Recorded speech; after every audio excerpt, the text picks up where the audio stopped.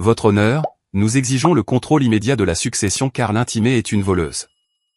Elle ne s'est pas occupée de lui. Elle l'a tenu en otage. L'avocat de ma sœur a pointé un doigt droit sur mon visage. C'est une garde-malade glorifiée qui a manipulé un homme mourant. On ne peut lui faire confiance pour 5 $, et encore moins pour 8 millions. Ma sœur Olivia laissa échapper un sanglot qui sonnait cher. Elle nous a volé nos dernières années avec lui, cria-t-elle. Le juge m'a regardé. Mademoiselle Veil, avez-vous une objection? Je ne me suis pas levé. J'ai juste regardé ma montre. Pas encore, ai-je dit. J'attends simplement le gardien. Les lourdes portes en chêne furent poussées avec l'efficacité lasse d'un homme qui a passé sa vie dans les archives. Un étranger entra. Il ne portait pas le genre de costume en soie italienne que portait l'avocat d'Olivia. Il portait un modèle gris de prêt-à-porter, une taille trop grande aux épaules, et il tenait une mallette qui semblait avoir survécu à une zone de guerre. Il ne regarda pas le public. Il ne regarda pas mes parents, Marc et Déborah, qui tendaient le cou comme des vautours curieux. Il se dirigea directement vers le bureau du greffier, posa une épaisse enveloppe scellée sur le bois et se tourna vers le juge. « Votre honneur, dit-il, sa voix sèche comme la poussière. Je représente le département des fiducies de la Hawthorne National Bank. Nous sommes le fiduciaire successeur pour la succession en question. » L'atmosphère dans la salle d'audience changea instantanément. On passa de la chaleur poisseuse et émotionnelle d'une querelle de famille au zéro absolu de la finance d'entreprise. L'avocat d'Olivia se leva, le grincement de sa chaise coûteuse résonnant bruyamment sur le sol.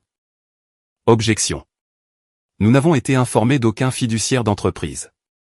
C'est une affaire de succession. Asseyez-vous, maître, dit le juge, sans même lever les yeux. Il était déjà en train d'ouvrir l'enveloppe. Le bruit du papier déchiré était le seul son dans la pièce.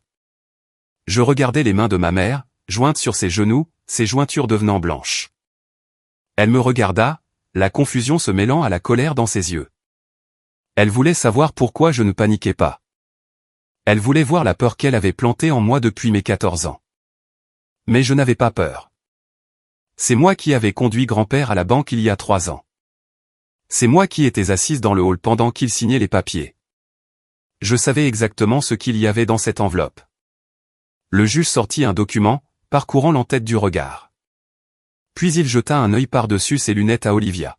« Mademoiselle Val, demanda le juge, saviez-vous que les actifs de votre grand-père avaient été placés dans une fiducie irrévocable avant son décès ?» Il était confus, laissa échapper Olivia, sa voix stridente. Il ne savait pas ce qu'il faisait. C'est pour ça que nous sommes ici. L'attestation de fiducie dit le contraire, répondit calmement le juge. Il tourna une page. Et elle contient une disposition très spécifique concernant les contestations judiciaires. Il s'éclaircit la gorge et lut à haute voix. Article 9, section C, la clause de non-contestation. Tout bénéficiaire qui cherche à obtenir une décision dans toute procédure attaquant la validité de cette fiducie ou qui conteste la compétence du constituant perdra immédiatement tout intérêt dans la succession fiduciaire. Traitant le dit bénéficiaire comme s'il était prédécédé au constituant sans descendance. Le silence qui suivit était lourd, suffocant. Je regardais mon père. La bouche de Marc était légèrement entr'ouverte. C'était un homme qui se targuait d'intimider les autres. Il intimidait les serveurs. Il intimidait les entrepreneurs. Il m'intimidait. Mais il fixait l'homme au costume bon marché avec une terreur pure et sans mélange. On ne peut pas intimider une banque. On ne peut pas manipuler un contrat. L'avocat d'Olivia avait l'air de venir d'avaler un citron. Il savait exactement ce qui venait de se passer. En déposant cette requête d'urgence, en affirmant que grand-père était incompétent et que la succession était en danger, ils n'avaient pas seulement commencé un combat. Ils avaient dégoupillé une grenade qu'ils tenaient dans leurs mains. « Votre honneur » balbutia l'avocat en sueur. « Nous retirons la requête. Nous agissions sur la base d'informations incomplètes. » La requête est déjà déposée et inscrite au dossier, dit le juge en fermant le dossier. La fiducie est active. Le fiduciaire est présent. Les actifs sont en sécurité. Votre demande de contrôle d'urgence est rejetée. Ma mère laissa échapper un hoquet strident, agrippant le bras de mon père. Olivia se tourna vers moi, les yeux écarquillés et humides de panique. Tu savais, siffla TL, assez fort pour que l'huissier s'avance. Tu nous as laissé faire ça. Je la regardai droit dans les yeux. Je vous avais dit d'attendre. Ils pensaient se battre contre une sœur sans défense. Ils avaient oublié que, pendant la dernière décennie, mon travail avait été de gérer la vie de personnes bien plus puissantes et impitoyables qu'eux. Je n'avais pas besoin de crier. J'avais juste besoin de les laisser signer sur les pointillés. Le piège s'était refermé, et c'était eux qui avaient posé l'appât. La salle d'audience bourdonnait de l'énergie basse et frénétique d'une ruche qu'on aurait renversée. L'avocat d'Olivia était penché sur la table, chuchotant furieusement à mes parents. Ma mère, Déborah, semblait essayer de se ratatiner dans sa veste de deuil. Mon père, Marc, fixait simplement l'espace vide où se trouvaient autrefois ses millions. Son visage était un masque de sueur et d'incrédulité rougeaude. Ils avaient l'air terrifiés. Pour la première fois de ma vie, ils semblaient petits. Je me suis adossé à la chaise en bois dur et je les ai regardés s'effondrer. C'était fascinant, vraiment, comme regarder un bâtiment s'écrouler au ralenti. On voit les fissures avant d'entendre le bruit. Et tandis que je regardais Marc essuyer une ligne de sueur sur sa lèvre supérieure, le souvenir m'a frappé de plein fouet. Ce n'était pas une salle d'audience. C'était une cuisine. Il y a 15 ans, l'air sentait le scotch éventé et le désastre imminent. J'avais 14 ans. Ma mâchoire était enflée, lancinante d'une douleur sourde et métallique. Je rentrais juste d'une chirurgie dentaire d'urgence. Ma morsure était mal alignée, broyant mes molaires en poussière, provoquant des migraines qui me faisaient perdre connaissance. L'opération coûtait 12 000 $. Cette même semaine, l'entreprise de construction de mes parents a déposé le bilan en vertu du chapitre 7. Ils m'ont fait asseoir à table. Ma mère pleurait, les mêmes sanglots théâtraux et saccadés qu'elle utilisait en ce moment même au tribunal. Mon père faisait les 100 pas, un verre de liquide ambré se renversant sur ses doigts. On a tout perdu, avait rugi Marc en frappant la table de sa main. La maison, les camions, les contrats. Tout est parti. Il a pointé un doigt tremblant vers mon visage enflé. À cause de toi. Si nous n'avions pas dépensé ce capital pour ses dents, a-t-il dit à ma mère, m'ignorant comme si j'étais un meuble, nous aurions pu faire flotter le prêt. Nous aurions pu survivre au trimestre. Elle nous a vidés. Goutte. Elle nous a saigné à blanc. Je l'ai cru. Mon Dieu, je l'ai cru. J'étais assise là, à 14 ans, la bouche pleine de gaz de coton, et j'ai accepté le poids de leur échec. Je l'ai pris sur mes épaules étroites. J'ai intériorisé l'idée que j'étais le gouffre financier. Le porte-malheur. La raison pour laquelle ils étaient passés des clubs de golf aux locations. Ils ont raconté cette histoire à tout le monde. À Thanksgiving. À Noël. On serait encore dans la grande maison si Caitlin n'avait pas eu besoin de cette opération. C'est devenu une légende familiale. Une pierre angulaire et pratique qu'ils pouvaient me jeter chaque fois qu'ils avaient besoin d'un bouc émissaire pour leur propre incompétence. Puis Olivia est arrivée. Née 3 ans après la faillite, juste au moment où papa a réussi à obtenir un nouveau prêt par l'escroquerie. Elle était le phénix, le nouveau départ. Elle n'était pas souillée par leur échec. Elle a eu les leçons de danse. Elle a eu les tuteurs privés. Elle a eu l'amour. J'ai eu la facture.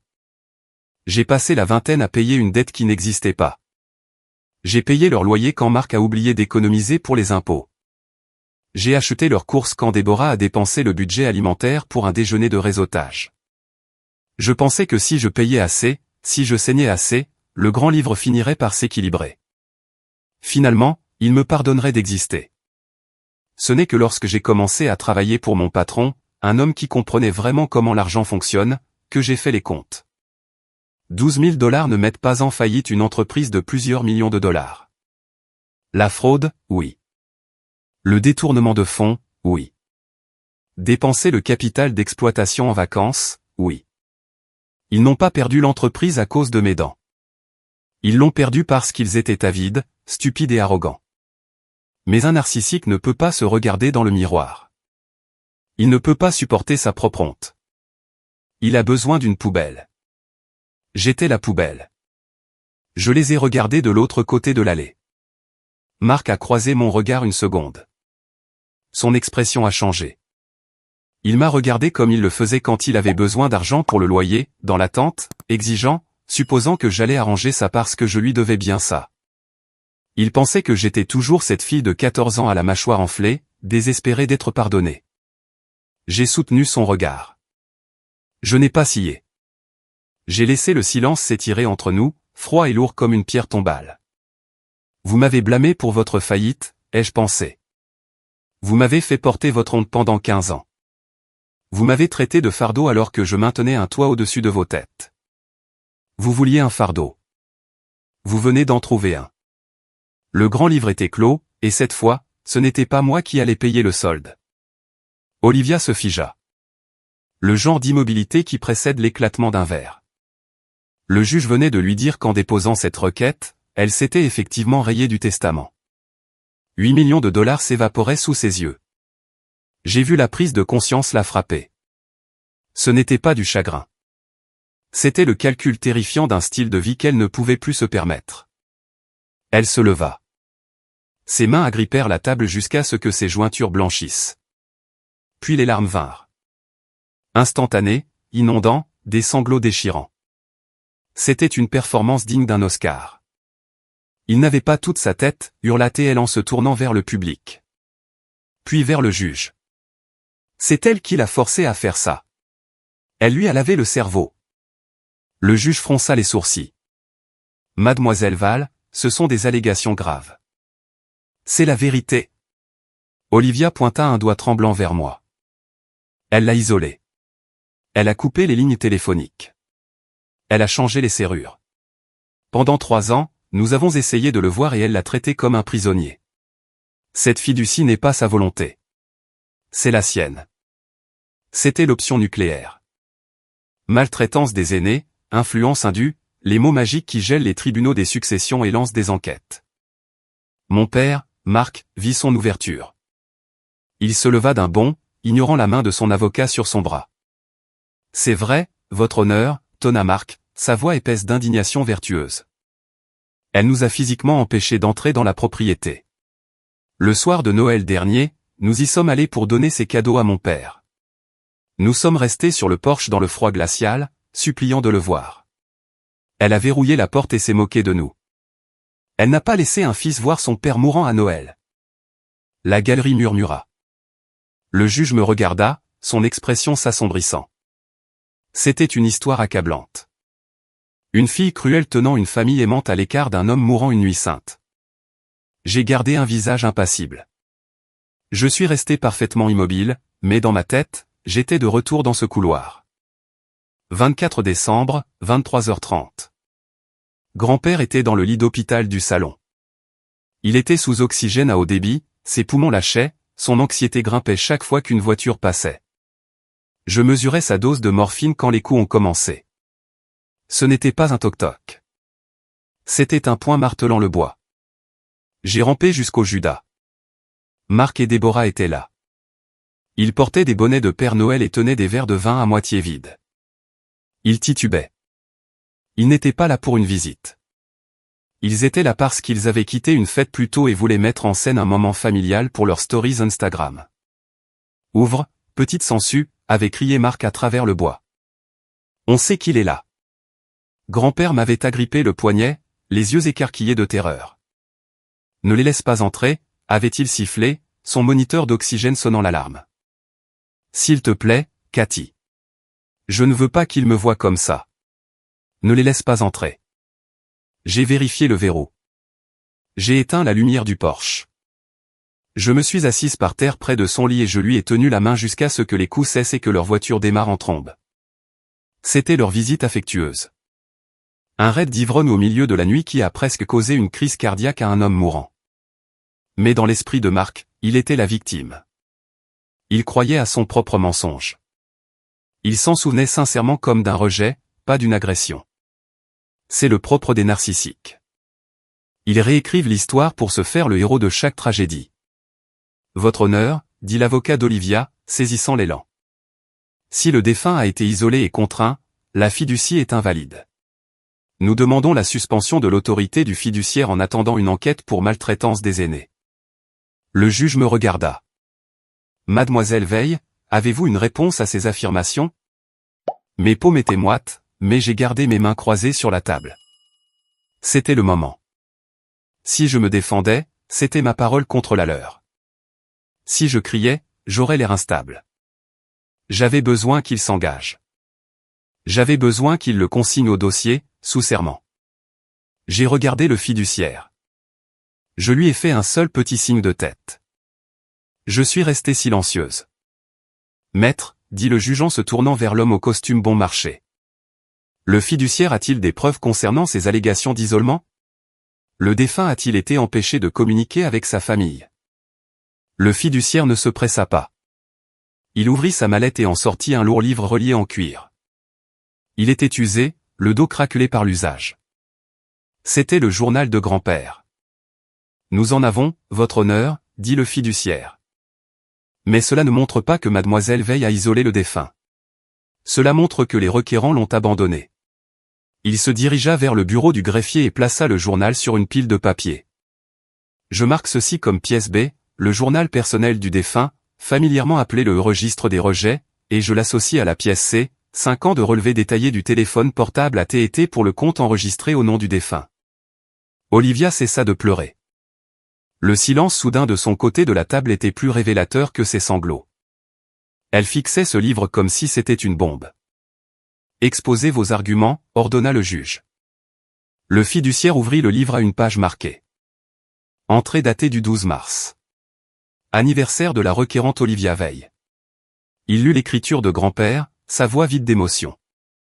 Appelez Liv pour lui chanter joyeux anniversaire. Tombé sur la messagerie vocale. Pas de rappel. Puis il prit la facture de téléphone. Relevé à T&T du 12 mars.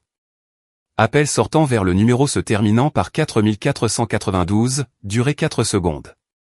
Aucun appel entrant de ce numéro pour le reste du mois. Ma mère grimaça. Olivia baissa les yeux sur ses mains. Le fiduciaire tourna la page. Entrée datée du 19 juin. Fête des pères. Il lut dans le journal. Attendu Marc. Il a dit qu'il passerait après le golf. Jamais venu. Caitlin a fait un steak. Il brandit la facture de téléphone. Aucun appel entrant de Marc Val à cette date.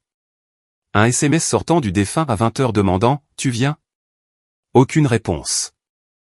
C'était un massacre, un démantèlement lent et méthodique de toute leur réalité. Chaque fois qu'il prétendait être occupé, grand-père l'avait noté. Chaque fois qu'il promettait de venir et le laisser tomber, il le documentait.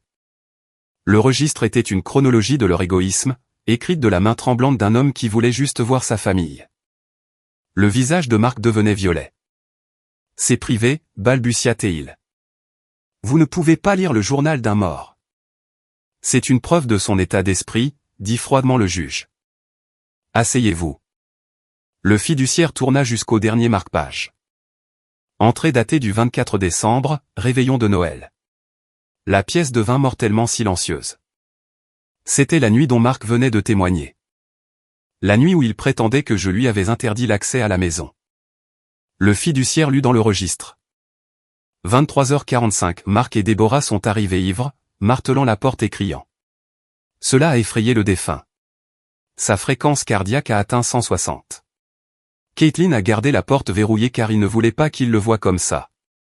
Il posa le livre. Les relevés T&T montrent un appel au 911 à 23h48, initié par le défunt mais interrompu avant la connexion lorsque les coups ont cessé. À cet instant, l'histoire du fils aimant s'est effondrée. Le tribunal ne voyait pas des victimes. Il voyait un homme ivre tourmentant son père mourant à Noël. Marc se recroquevilla sur sa chaise, exposé. Le fiduciaire résuma, Caitlin ne l'a pas isolé. Elle l'a protégé. L'avocat d'Olivia jeta un œil aux preuves, puis demanda une suspension de séance. Refusé, dit le juge. Vous avez porté l'accusation. Vous avez ouvert la porte. Maintenant, nous la franchissons. Il se tourna vers moi.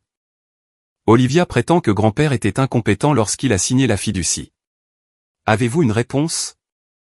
Je hochai la tête. C'était le moment. Oui, votre honneur. Je ne me suis pas seulement occupé de lui. Je l'ai géré. Et je savais que ce jour viendrait. L'avocat se lança dans des objections. Il avait 89 ans, sous de lourds analgésiques, paranoïaque. Un carnet griffonné n'est pas une preuve, c'est le déclin. Olivia en rajouta. Il mélangeait les noms. Caitlin lui a mis un stylo dans la main. Le juge demanda au fiduciaire si la banque avait des preuves de capacité. Le fiduciaire me regarda. Mon signal. Je ne lui ai pas dit où signer. J'ai dit que je gérais son emploi du temps. Je gérais sa succession. Et je savais qu'à la seconde où il mourrait, vous viendriez pour l'argent en le traitant de fou, dis-je en faisant face au juge. Le fiduciaire présenta le dossier. Pièce D, un affidavit de capacité signé par 2 psychiatres légistes, réalisé 2 heures avant la signature. Tous 2 l'ont trouvé orienté, lucide et pleinement conscient de ses finances et de la dynamique familiale. Les séances ont été enregistrées en vidéo et les dossiers ont été soumis au tribunal. Dans l'enregistrement, il déclare clairement qu'il protège son héritage des plans de dépenses d'Olivia. Olivia pâlit et cria. Ces médecins coûtent $5 000 par jour. Je ne pouvais pas me les payer. Je ne les ai pas payés, dis-je calmement. Je les ai programmés. Le fiduciaire brandit 2 chèques annulés, payés depuis le compte du défunt, signés par lui, avec la mention « Examen de capacité validé il y a 3 mois ». Silence. La voix du juge baissa d'un ton. Le camp d'Olivia venait de jurer qu'il était incompétent. Pourtant, le tribunal avait maintenant une vidéo et un témoignage d'experts prouvant sa lucidité. C'est un parjure, dit le juge. Et comme cette requête visait à saisir des actifs sur la base de ce mensonge, c'est aussi une tentative de fraude. Il rejeta la requête sans possibilité d'appel, ordonna une audience pour statuer sur des sanctions et décida que la clause de non-contestation était déclenchée. Olivia repartit sans rien. Le marteau tomba. Dehors, sur le parking, ma famille avait l'air anéanti à côté de leur Mercedes en leasing. Marc essaya de négocier. Les appels, la famille, le partage de l'argent. Je le fixais et répétais ses propres mots. Pris en charge? Comme quand tu as mis les factures à mon nom et ruiné mon crédit? Il plaida, parlant de dette, de la perte de la maison. Vous étiez fini il y a 15 ans, dis-je. Vous vous êtes juste servi de moi pour garder les lumières allumées. Olivia se jeta sur moi et m'attrapa le bras. Je ne bronchais pas. Lâche-moi, ou j'appelle le fiduciaire et j'ajoute l'agression à la liste. Je déverrouillai ma voiture. Ma mère se lamentait qu'il n'avait plus rien. Je démarrai le moteur et regardai mon père dans les yeux. Tu as raison, papa. Vous n'avez rien. Mais au moins, vous n'avez plus de fardeau. Je suis parti. 3 semaines plus tard, le fiduciaire a appelé. Le transfert était terminé. Actif liquide déposé, acte de propriété enregistré. Le tribunal a rendu l'ordonnance finale. Olivia a été condamnée à $150 000 de frais de justice et se dirigeait vers la faillite. Au cours de l'enquête, les auditeurs ont trouvé des divergences dans l'histoire de la dette commerciale de mes parents. Un audit de l'IRS était en cours. Dans le bureau tranquille de grand-père, le registre en cuir usé était posé sur le bureau. Le livre qui m'a sauvé. J'ai lu la dernière entrée. Il voyait la vérité, savait que j'étais la seule à avoir payé ma part, et voulait me protéger des gens qui ne voyaient qu'un compte en banque. Puis j'ai ouvert mes contacts. Papa, Olivia. Je ne les ai pas bloqués. J'ai appuyé sur supprimer, un par un. Ils n'étaient plus ma famille. Juste des étrangers qui connaissaient autrefois une fille qui payait leur loyer. Et cette fois, quand ils sont venus frapper, je n'ai pas ouvert la porte.